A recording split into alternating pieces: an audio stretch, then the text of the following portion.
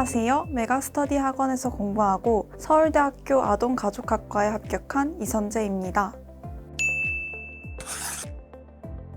재수학원을 선택할 때 정말 여러 가지 조건들을 꼼꼼히 따져본 결과 메가스터디 학원이 가장 좋다고 생각했습니다. 첫 번째 이유는 장학 혜택이 잘 되어 있다는 점입니다. 수험 생활을 하다 보면 경제적으로 부담이 큰데 메가스터디 학원은 좋은 장학 제도 덕분에 동기부여가 되고 공부에 더 집중할 수 있었습니다. 두 번째 이유는 학원의 쾌적한 환경입니다. 수험 생활 동안 하루의 대부분을 학원에서 보내게 되는데 학원 내 학습 분위기와 내부 시설이 정말 중요했습니다. 메가스터디 학원은 수업을 듣는 교실과 자습실이 분리되어 있고 함께 공부하는 학생들도 열심히 공부해서 면학 분위기가 정말 좋았습니다. 세 번째 이유는 학원과의 접근성입니다. 집과 거리가 멀면 장기적인 수험 생활에서 체력적으로 부담이 될 수 있는데 메가스터디 학원은 교통이 정말 편리했습니다.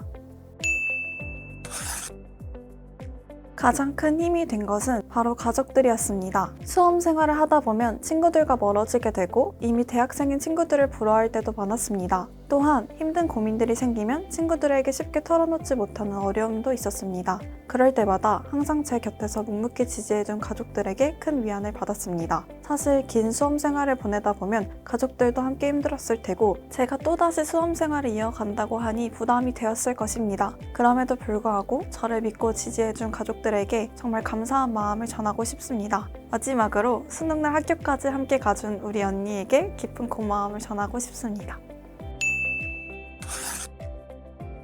많은 학생들이 가장 힘들어하는 과목은 수학일 텐데 저도 수학을 잘하지는 못하는 학생이었습니다. 재수 때 수능 수학에서 4등급을 받고 올해 2025학년도 수능에서는 100점을 받을 정도로 수학 공부에 많은 투자를 했습니다. 제가 수학 실력을 높일 수 있었던 방법은 바로 문제 봉투를 만든 것이었습니다. 틀린 문제들을 오려서 봉투에 담고 자주 꺼내보면서 약점을 보완했습니다. 이전에 오답 노트를 만들었지만 문제를 오려 붙이는 방식이 더 효율적이었습니다. 두 번째로 쉬운 문제들도 다시 보자는 것이 정말 중요했습니다. 쉬운 문제들을 어떻게 푸느냐가 수능에서 정말 중요한데 빠르게 푸는 방법을 익히는 것이 실력 향상에 큰 도움이 되었습니다. 쉬운 문제들을 빠르게 풀면 어려운 문제를 풀 시간도 확보할 수 있습니다. 국어는 드라마틱한 성적 향상이 없어서 어려운 과목이었습니다. 특히 저는 문학이 약했는데 기출문제를 분석하며 출제자의 의도를 파악하는 것이 중요했습니다. 기출 분석을 통해 문제의 정답을 정확히 판단할 수 있었고 자주 틀리는 문제 유형은 수학에서 했던 문제 봉투 방식을 활용해 보완했습니다.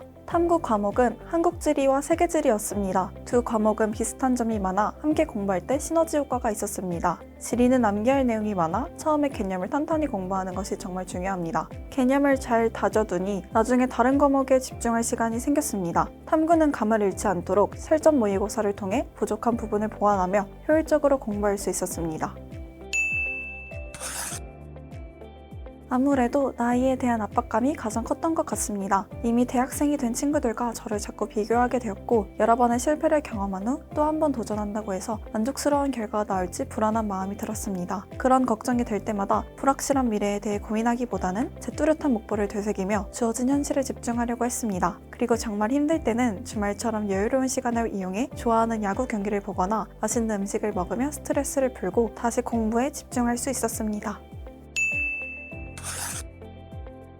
저는 메가스터디 학원의 학습 콘텐츠 중에서 일일 수학 30제의 도움을 정말 많이 받았습니다. 특히 수학이 상대적으로 약한 전형적인 문과 학생으로서 여러 과목 중에서 수학 공부에 집중하고자 했습니다. 그 과정에서 일일 수학 30제는 큰 도움이 되었는데요. 매일 30문제를 풀면서 하루 동안 얼마나 공부했는지를 양적으로 체감할 수 있었습니다. 또한 매일 규칙적으로 문제를 풀다 보니 공부 습관도 자연스럽게 형성되었습니다. 공부를 하다 보면 때때로 하기 싫은 날이 있지만 조금의 강제성 덕분에 문제를 푸는 습관이 생기게 되어 매우 좋았습니다. 문제 풀이 기록을 남기며 풀기 때문에 기존에 풀었던 문제들을 나중에 다시 풀어볼 때 쉽게 비교할 수 있었다는 점도 매우 좋았습니다.